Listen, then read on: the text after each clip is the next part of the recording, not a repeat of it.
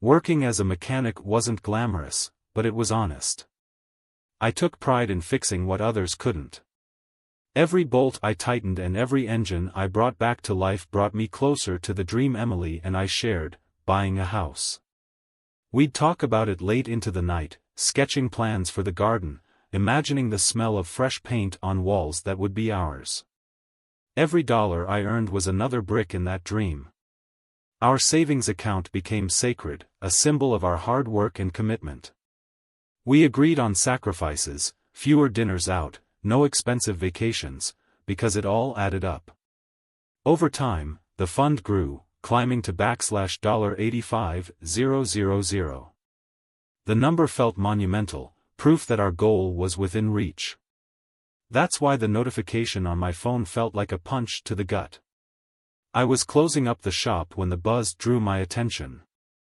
The bank had flagged a transaction $85,000 withdrawn. My first thought was fraud, and panic gripped me. Who had access? I could only think of Emily. My chest tightened as I called the bank, my hands trembling. The representative confirmed it wasn't fraud, the transfer had been authorized by Emily. I drove home in silence, my thoughts racing. Emily was practical, careful even. For her to make such a huge move without a word was unlike her. The savings account was untouchable, we'd promised each other that. Walking into the house felt like entering enemy territory. Emily was on the couch, scrolling on her phone, looking calm. It only fueled my confusion and anger. When I confronted her, she didn't flinch. She admitted to transferring the money and, without missing a beat, explained her reason. Sophie, her sister, needed it. Sophie, who always seemed to have some new crisis or drama. Sophie, whose mistakes always seemed to become our responsibility. Emily spoke about family obligations like it was a mantra, her tone carrying an air of self-righteousness. It was the kind of logic that left no room for discussion. She's my sister. She's struggling, was her justification. No apology, no regret, just an assumption that I would understand. I didn't. For years, I'd worked overtime, skipped holidays, and pushed through exhaustion to build that savings. Emily knew what it meant to me, to us. And she'd taken it all without even asking. The argument escalated quickly. I pointed out the countless sacrifices I'd made, the times I'd prioritized our future over my immediate happiness. Emily dismissed my frustration, accusing me of being heartless. She painted her actions as noble, as if stealing from our future was an act of heroism. Her words stung, each one cutting deeper than the last. Her indifference was the worst part. She couldn't see past her own reasoning to the betrayal I felt. It wasn't just about the money, it was about trust, respect, and partnership. By the end of the argument, I felt like a stranger in my own life. The Emily I thought I knew wouldn't have done this. The Emily sitting across from me was someone else entirely. I couldn't stay in the house. The walls felt suffocating, every corner echoing with our shattered plans. Grabbing my keys, I left without saying another word. The night air was cold and sharp, a stark contrast to the heated argument that had unfolded. As I drove aimlessly through the streets, I couldn't shake the weight pressing down on my chest. This wasn't just a fight. It was a fracture in the foundation of our relationship. The savings could be rebuilt, but trust? That was another matter entirely. For the first time, I questioned everything. Had I been blind to who Emily really was? Or had she changed while I wasn't paying attention? The questions swirled in my mind, unanswered and relentless, as I tried to process what had just happened. The betrayal felt fresh and raw, and I knew things couldn't simply go back to normal. As I turned the corner and pulled into an empty parking lot, the weight of it all settled over me. I wasn't sure what would come next, but I knew one thing for certain: this was only the beginning of a much bigger unraveling. The first night away from home was suffocating. Zach, my best friend, offered me a beer and his couch, trying to lighten the mood, but nothing could numb the weight of what had happened. My mind spun in endless loops, replaying the argument, dissecting every word Emily had thrown at me. Her actions weren't just reckless, they were a dismissal of everything we had built together. Zach's place was cluttered, his life an organized chaos that I'd once envied for its simplicity. Now, it felt like a mockery of the stability I'd worked so hard to create. He didn't pry, just handed me a pillow and told me to take the time I needed. Time, however, seemed to stretch unnaturally. Each minute away from my own home felt like an eternity. But was it still home, or just a place filled with broken promises? I couldn't sleep. Instead, I stared at the ceiling, grappling with the idea that Emily might not even understand the gravity of what she had done. Had she ever truly valued the sacrifices I made? Or was she always waiting for a moment like this, where her sense of obligation to Sophie outweighed everything else? These thoughts consumed me, dragging me deeper into a pit of doubt. The next morning, I went back to the house. I wasn't ready to talk to Emily, but I needed my own space, my own things. The sight that greeted me when I opened the door froze me in place. Half of everything was gone. Her clothes, her books, even the framed photos from the mantel. The house was eerily quiet, stripped of its warmth and life. It wasn't just what she took that hurt, it was the message it sent. She'd left without a word, without giving me the closure I desperately needed. Her absence was louder than any argument we could have had. It was as if she'd erased herself from the life we shared, leaving behind an empty shell of a home. I sat on the floor of our living room, staring at the bare walls, wondering if this was her way of saying it was over. The silence pressed down on me, heavy and unforgiving. Weeks passed in a blur. Work became a distraction, but not an effective one. Every wrench I turned felt heavier, my focus fractured by the weight of what had happened. Customers' voices blended into white noise, their stories of engine troubles and oil leaks paling in comparison to the storm raging inside me. I found myself replaying our argument on an endless loop, dissecting every moment, every missed sign. The disbelief lingered like a shadow I couldn't shake. Zach tried to drag me out of my head, suggesting nights out or beers at the bar. But I couldn't bring myself to pretend everything was fine. The house, now stripped of Emily's presence, felt like a monument to my failure. Each empty space reminded me of what was gone, what had been taken without my consent. Then, out of nowhere, the call came. Emily's name flashing on my phone felt like a punch to the gut. I almost didn't answer, but curiosity and residual anger won out.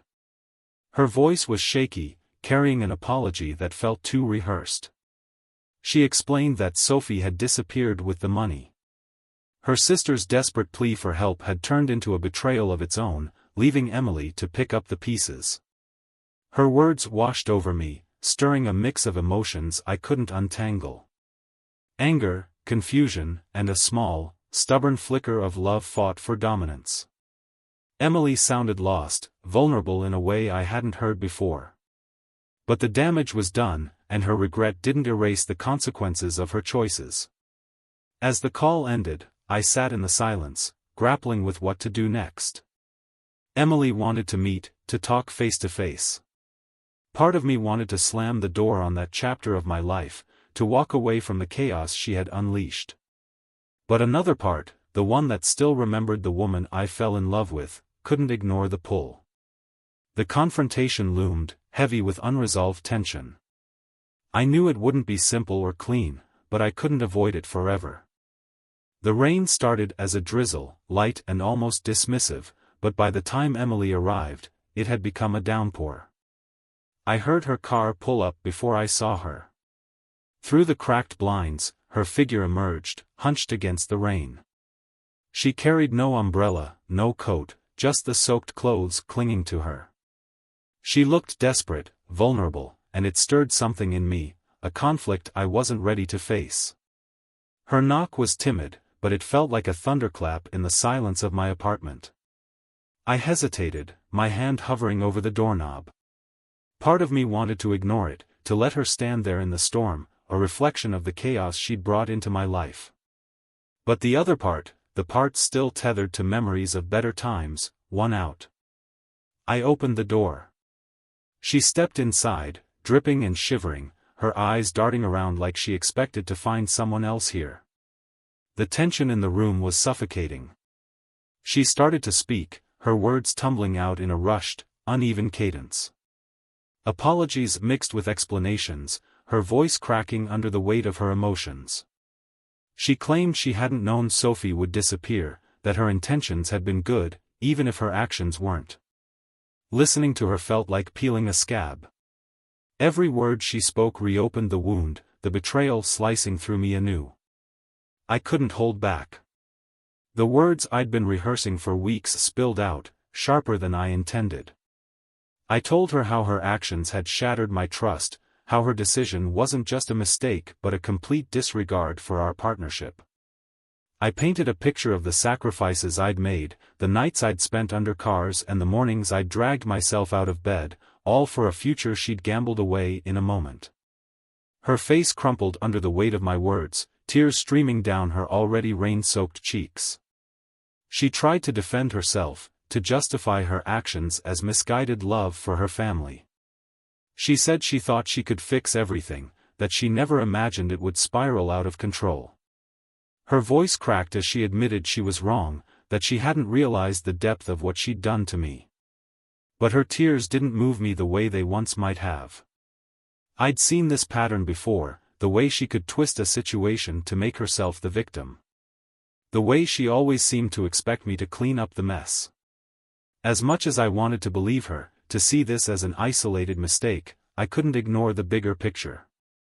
This wasn't just about Sophie or the money. It was about the choices she'd made, the way she'd put someone else's needs above ours without a second thought. I told her I couldn't do it anymore.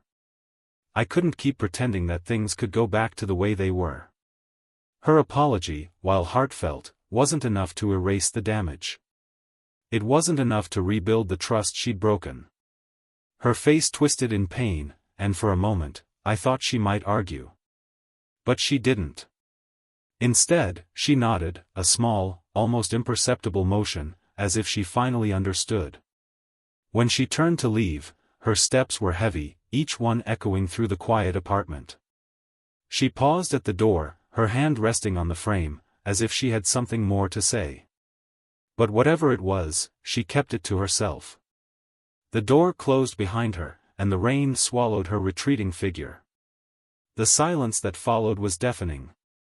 I sank onto the couch, staring at the spot where she'd stood moments before.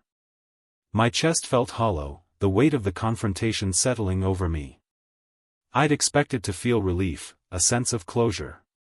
Instead, there was only a lingering tension, a gnawing sense that this wasn't the end. Emily's departure felt final, but the storm she'd brought into my life was far from over. For the first time, I wondered if I'd ever truly be free of it. The days after Emily left felt eerily quiet, but that peace was short-lived. I started noticing something strange in the way mutual friends interacted with me. There were sidelong glances, awkward pauses in conversations, and, eventually, outright questions. It didn't take long to piece together the source of the unease. Emily had been talking. According to her, our breakup wasn't about the money or her betrayal. It was my fault, a narrative where I was controlling, cold, and unsupportive. The lies spread faster than I expected, and soon, I felt the weight of judgment from people I'd considered allies. At first, I tried to ignore it. I'd never been one to air my dirty laundry, and the idea of defending myself in a public arena felt beneath me. But the rumors became harder to ignore when even Zach confronted me, confused by what he'd heard. He'd always been in my corner, but the seeds of doubt Emily planted were strong enough to shake even him. I found myself forced to explain the truth, reliving every painful detail of what had happened. To my relief, Zach believed me, and once he was on my side, others began to follow. The truth had a way of surfacing, and bit by bit, Emily's version of events began to unravel. Friends who had initially distanced themselves started reaching out, some apologizing for believing her lies, others wanting to hear my side directly. It was exhausting but necessary. I hadn't asked for this drama, but ignoring it had only allowed it to grow. Emily, however, wasn't done. She showed up at my workplace one afternoon, unannounced and uninvited. The shop was busy, filled with the hum of engines and the chatter of coworkers. Her presence was like a lightning bolt, drawing every eye to the front door. She looked disheveled, her desperation palpable even from across the room. As she stepped closer, her voice rose, carrying over the noise of the shop. She demanded to talk, right there in front of everyone. Her accusations spilled out, a mix of half-truths and outright fabrications designed to paint herself as the victim. The scene was chaotic, her voice cracking under the weight of her emotions while my coworkers exchanged uncomfortable glances. I stood there, arms crossed, letting her words wash over me. The old me might have engaged, tried to reason with her or defend myself. But I'd reached a point where her theatrics no longer held power over me. When she realized I wasn't going to respond, her energy shifted. Her voice softened, her words turning to pleas rather than accusations. She begged for another chance, her eyes wide with tears. But her desperation only highlighted how far we'd drifted. I saw her for who she was, not the woman I'd fallen in love with, but someone who thrived on chaos and control. Standing there, I felt an unfamiliar sense of clarity. I wasn't angry anymore. I wasn't sad. I was simply done. The public spectacle ended as abruptly as it began. One of my co-workers stepped in, escorting Emily outside as she sobbed. The shop's hum returned, and I threw myself back into work, feeling lighter than I had in weeks. That moment cemented something for me: I'd outgrown the relationship. The man I'd been when I met Emily wouldn't have seen the red flags, wouldn't have recognized the manipulation. But now, I could. That evening, as I sat in my now quiet apartment, a message lit up my phone. It was from Sophie. The sister who'd vanished with our money, the root of so much chaos, had finally reached out. Her message was brief, an address and a request to meet. My chest tightened as I stared at the screen. This was the moment I'd been waiting for, the chance to confront the person who'd set everything in motion. But with that opportunity came a new wave of uncertainty. What would I find when I saw her? And would it bring closure or just more questions? As I leaned back on the couch, the decision loomed over me. Emily's theatrics had been draining, but Sophie's betrayal was the catalyst for it all. The address on the screen felt like a key, unlocking a door I wasn't sure I was ready to walk through. But if there was one thing I knew, it was that avoiding the confrontation wouldn't bring me peace. The fallout wasn't over, and the next chapter was waiting for me to step into it. Sophie's address led me to a rundown apartment complex on the edge of town. The building looked as though it had seen better decades, its exterior faded and crumbling. My stomach churned as I climbed the stairs, each step echoing louder than the last. I wasn't sure what I expected, but the sight of Sophie opening the door, disheveled, unapologetic, and completely unfazed, set the tone immediately. Her posture exuded indifference, a stark contrast to the turmoil she'd left in her wake. The conversation was tense from the start. I didn't hold back, laying out the damage her actions had caused. The money she'd taken wasn't just a financial loss, it was the culmination of years of sacrifices, a symbol of a future she'd selfishly gambled away. But Sophie's response was chilling in its detachment. She shrugged off her role in the chaos, deflecting blame with practiced ease. She spun a narrative about how she'd been desperate, how Emily had volunteered the money without hesitation. Her tone carried no remorse, only justification. Her refusal to take accountability mirrored Emily's own behavior during our confrontation. It was as if they operated from the same playbook, twisting the truth to fit their needs while leaving others to pick up the pieces. Standing there in Sophie's doorway, I felt the last remnants of hope for reconciliation dissolve. There was no apology coming, no acknowledgement of the damage done. She had taken what she wanted and moved on, leaving destruction in her path.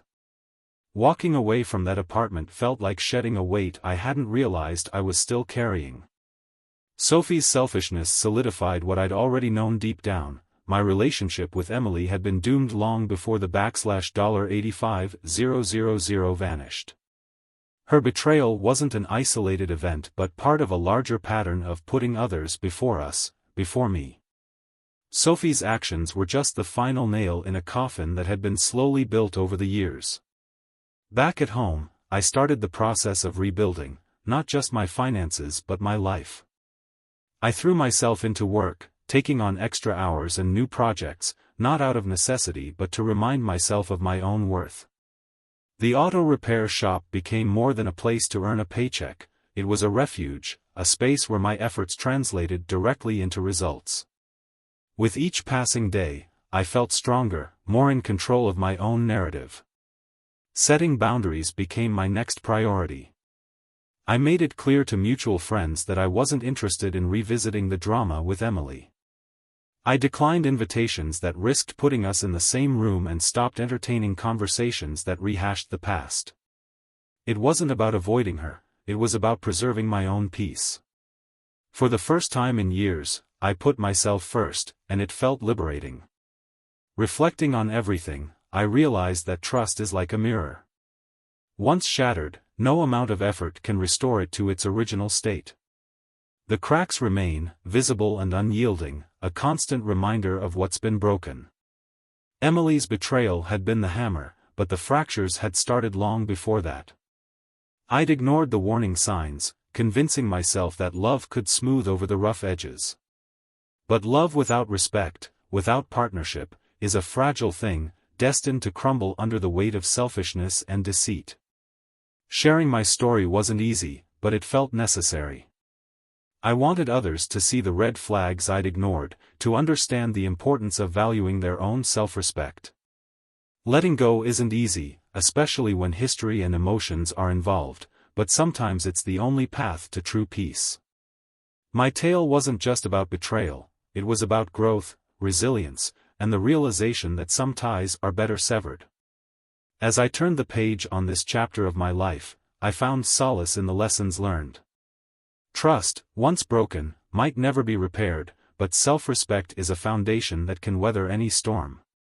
And while the scars of betrayal linger, they also serve as reminders of strength, a testament to the resilience it takes to move forward.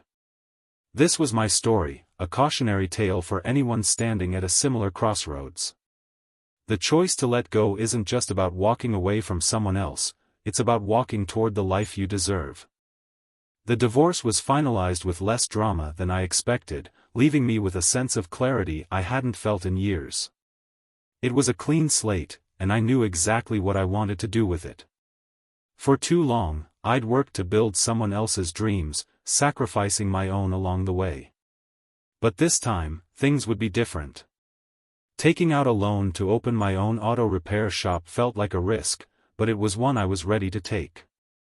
The space was modest, just a single-bay garage on the outskirts of town, but it was mine. The first few months were grueling. I worked alone, pouring every ounce of energy into the shop, often collapsing on a cot in the back after a long day. Slowly, the word spread. Customers came for my skill and stayed for the honest service. Each car I repaired felt like a small victory, a step toward something greater. It wasn't long before I realized I couldn't keep up with the growing demand on my own. Zach, my best friend and a constant supporter, joined me at the auto repair shop. His enthusiasm matched my own, and together, we began to turn the garage into something more. Business boomed, and what started as a small operation evolved into a thriving hub. The shop became a cornerstone of the community, a place people trusted and recommended. For the first time in years, I felt pride that wasn't tied to someone else's approval. Life, as it turns out, has a way of surprising you when you least expect it. She walked into my shop on a crisp autumn morning, asking about a repair for her truck. Her name was Rachel, and her presence was magnetic. We got to talking, and it didn't take long to discover that we had more in common than just a love for cars. Her father owned a repair shop in another town, and she'd grown up surrounded by grease and engines, much like me. It was rare to find someone who understood the grind, the passion, and the sense of purpose that came with the work. Our connection felt effortless, natural in a way I hadn't thought possible after everything I'd been through. Our relationship grew quickly, built on a foundation of shared values and mutual respect. Rachel didn't just support my work, she became a part of it. Her business acumen and experience from helping her father's shop brought new ideas and efficiencies that elevated the garage even further. Together, we transformed it into a true family business, each of us bringing something unique to the table. A year later, we stood on the front porch of our new home, a spacious house with a yard big enough for barbecues and, one day, a swing set. It was the kind of place I'd once only dreamed about, but standing there with Rachel, it felt earned. The life we were building together was grounded in trust, partnership, and a shared vision for the future. Not long after, we welcomed our daughter into the world. Holding her for the first time was a moment that redefined everything I thought I knew about love and purpose. The shop continued to thrive, but my priorities shifted. My family became the center of my world, and every decision I made was guided by the desire to give them the best life possible. Looking back on the journey, I see the scars left by betrayal not as marks of pain, but as evidence of resilience. They remind me of where I've been and how far I've come. Trust may be fragile, but self-respect is unshakable. It's the foundation that allowed me to rebuild, to take risks, and to open myself to love again. This is the story I wanted to share, not just a tale of heartbreak and recovery, but one of growth, renewal, and the unexpected joy that comes from starting over. Life doesn't always follow the path you plan, but sometimes, the detours lead to destinations more beautiful than you could have imagined.